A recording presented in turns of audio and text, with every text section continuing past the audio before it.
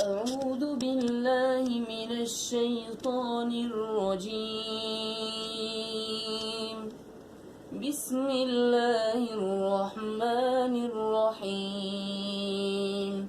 وقال الذين كفروا لا تسمعوا لهذا القرآن والغوا فيه لعلكم تغلبون فلنذيقن الذين كفروا عذابا شديدا ولنجزينهم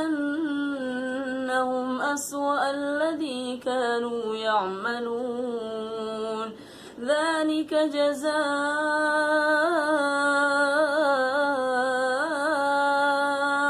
أعداء الله النار لهم فيها دار الخلد جزاء بما كانوا بآياتنا يجحدون وقال الذين كفروا ربنا أرنا الذين أضلانا من الجن والإنس نجعلهما تحت أقدامنا ليكونا من الأسفلين إن الذين قالوا ربنا الله ثم استقاموا تتنزل عليهم الملائكة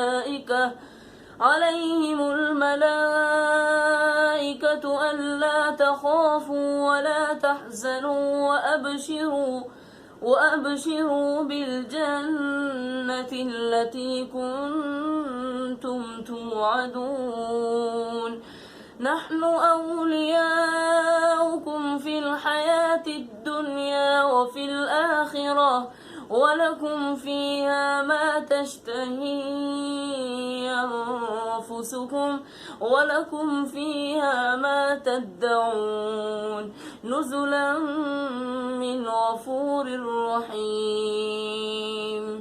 صدق الله العظيم.